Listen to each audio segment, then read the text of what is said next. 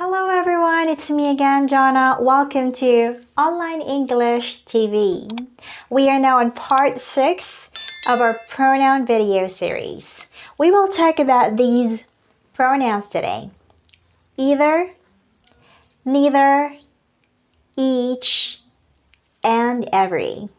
These are called distributive pronouns, and that is our topic for today. So if you want to learn more, then keep on watching until the end.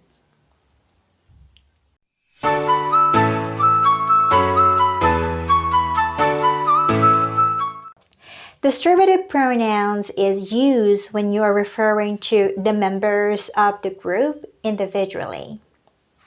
It means that there are more than one persons or things, however, they are taken separately. You have to remember that distributive pronouns are always singular.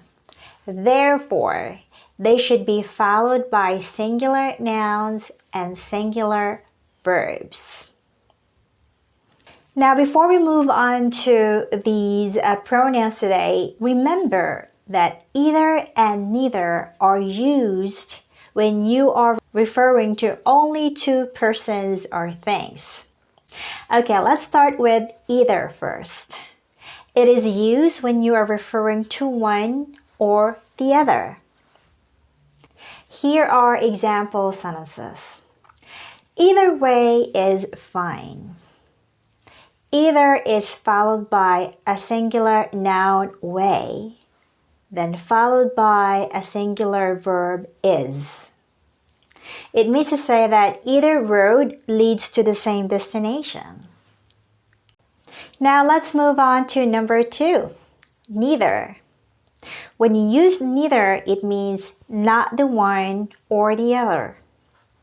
It means none of the two choices or none of the members. Examples.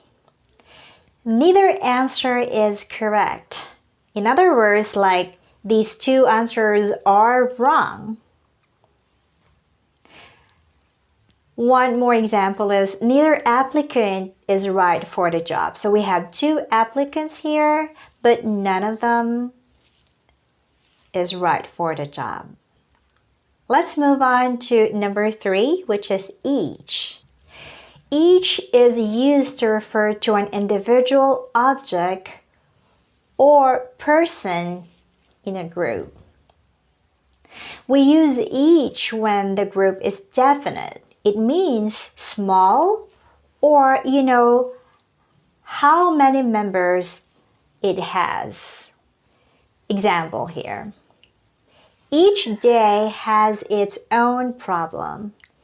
We know how many days are there in a week. All right, example number 2. Each cat knows how to follow instructions. If you can see here, there is a small group of cats, but each knows how to follow instructions. So you know how many cats are there in that group. So that is how you use each. Now let's move on to number 4, distributive pronoun, which is every. Every is used with singular nouns to refer to all members of the group.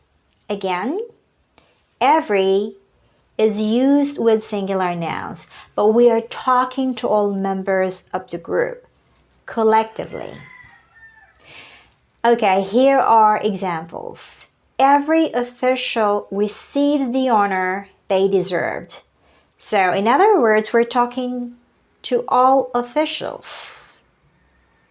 But every is used for singular. So we have to say every official. That is the rule. We cannot say every officials, although we're talking to all members. Now the same explanation with example number 2. Every minute counts.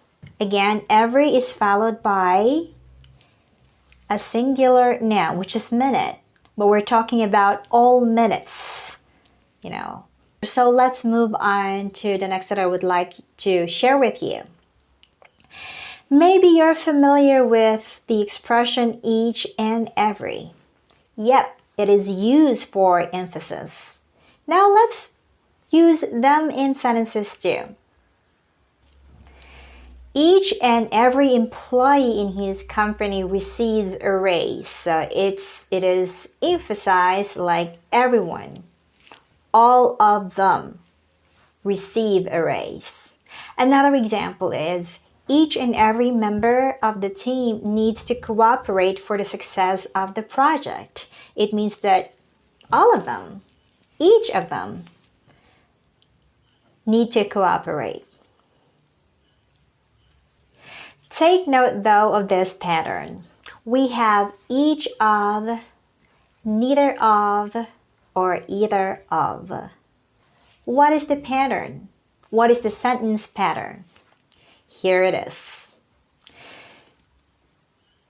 Each of, neither of, and either of are followed by plural nouns, but singular verbs.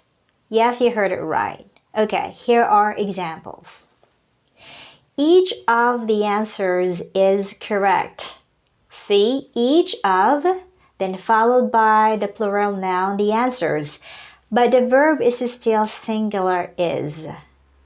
Each of the answers is correct. Each answer is correct. All right, however, if you use each of, it should be followed by plural nouns. Okay, let's have another example. Neither of them prepares for the competition. Neither of followed by them, which is plural.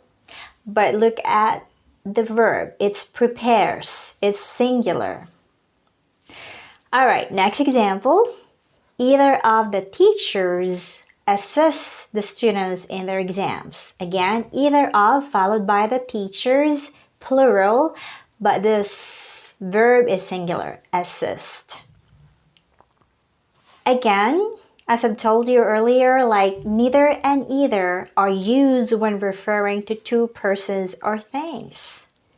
But what if there are more than two options or two members? If that is the case, we have to use any, no one, and none. Now here are some examples to further the point.